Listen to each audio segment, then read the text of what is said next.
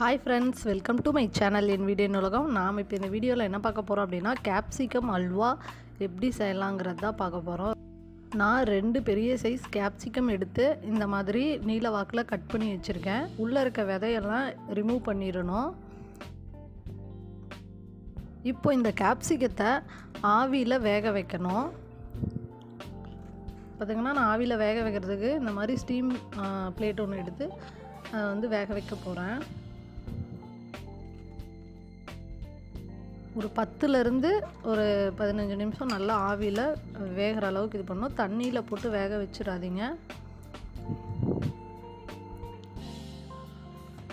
நான் ஒரு இட்லி பாத்திரத்தில் தான் இந்த மாதிரி வேக வைக்க போகிறேன்.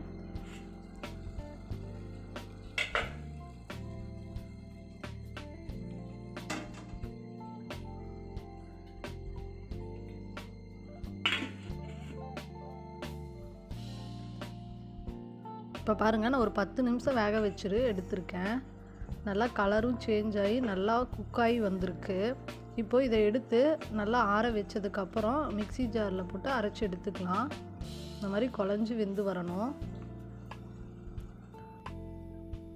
ஒரு நான்ஸ்டிக் பேனில் தேவையான அளவு நெய் விட்டு முந்திரியும் பாதாமும் நான் வறுத்து எடுத்துக்க போகிறேன்.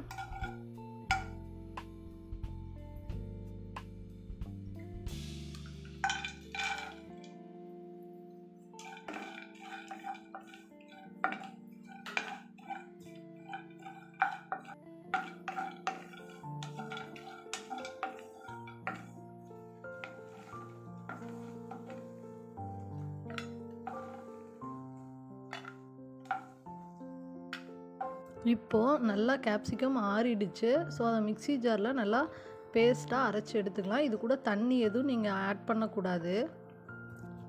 பாருங்கள், நல்லா இந்த அளவுக்கு பேஸ்ட்டாக அரைச்சி எடுத்து வச்சுக்கணும். இப்போ அதே பேனில் கொஞ்சம் நெய் விட்டுட்டு நான் அரைச்சி வச்ச அந்த பேஸ்ட்டை ஆட் பண்ணிக்கிறேன். இந்த டைம் நல்லா சிம்மில் வச்சுக்கோங்க. ஏன்னா நல்லா பாத்திரம் ஹீட்டாக இருக்கும்போது பார்த்திங்கன்னா நல்லா தெரித்து மேலே படும். நல்லா சிம்மில் வச்சுட்டு ஒரு 2 நிமிஷம் அந்த பச்சை வாசனை போகிற வரைக்கும் நல்லா வதக்கி விட்டுக்கலாம்.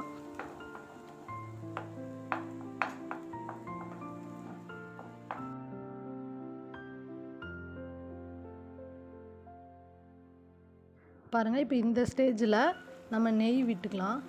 நெய் பார்த்திங்கன்னா கொஞ்சம் கொஞ்சமாக ஆட் பண்ணி நல்லா கலரி விட்டுக்கிட்டே இருக்கணும்.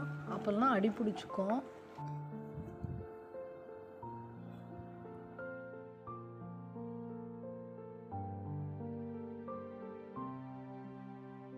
இப்போ பாருங்கள், நல்லா இந்த அளவுக்கு திக்கான ஒரு பேஸ்ட் மாதிரி வந்துருச்சு.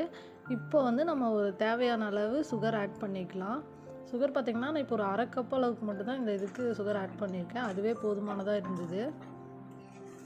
நல்லா அந்த அல்வா பதம் வர வரைக்கும் நல்லா நம்ம கைவிடாமல் கிளறிக்கிட்டே இருக்கணுங்க. இல்லைன்னா அந்த அடி பிடிச்சிடும்.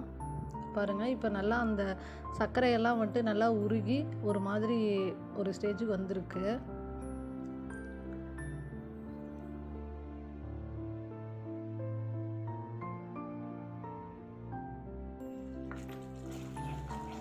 ஒரு ஸ்பூன் அளவுக்கு இப்போது கார்ன்ஃப்ளவர் மாவு நல்லா தண்ணி மாதிரி இந்த மாதிரி கரைச்சி எடுத்திருக்கேன்.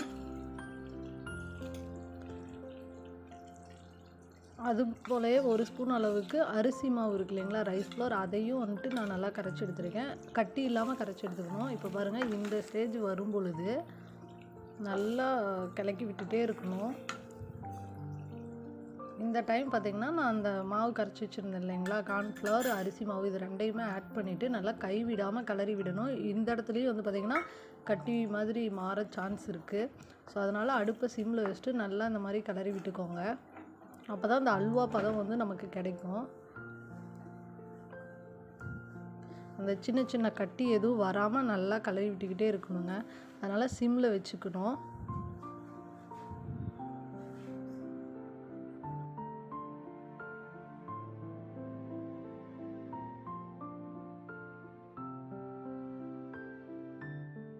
இப்போ பார்த்திங்கன்னா ஓரளவு பாத்திரத்தில் ஒட்டாமல் நல்லா வரும். அதுக்காக தான் நம்ம அடி கனமான பாத்திரம் யூஸ் பண்ணணும் அல்வா செய்கிறதுக்கு.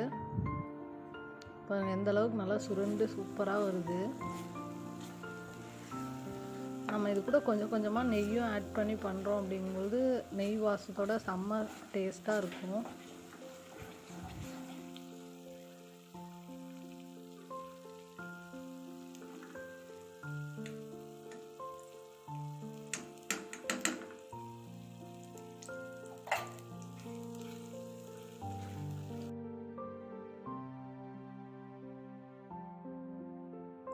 இப்போ பாருங்கள், அல்வா கொஞ்சம் கூட பாத்திரத்தில் ஒட்டலை, அழகாக சுருண்டு வருது.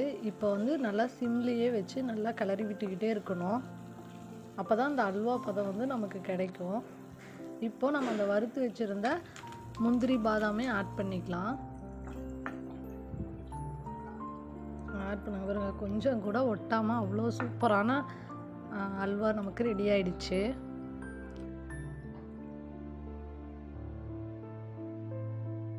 ரொம்பவும் சூப்பரான டிஃப்ரெண்ட்டான டேஸ்ட்டில் கேப்சிகம் அல்வா ரெடி ஆகிடுச்சு. இதே போல் உங்கள் வீட்லேயும் ஒரு டைமாவது ட்ரை பண்ணி பாருங்கள். கண்டிப்பாக டிஃப்ரெண்ட்டான டேஸ்ட்டாக இருக்கும், உங்களுக்கும் பிடிக்கும்.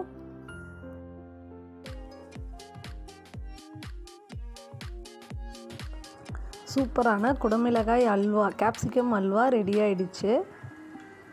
இந்த வீடியோ உங்களுக்கு பிடிச்சிருந்துச்சி அப்படின்னா லைக் பண்ணுங்கள், ஷேர் பண்ணுங்கள், கமெண்ட் பண்ணுங்கள். மறக்காமல் என் வீடு என் உலகம் சேனலுக்கு சப்ஸ்கிரைப் பண்ணுங்கள்.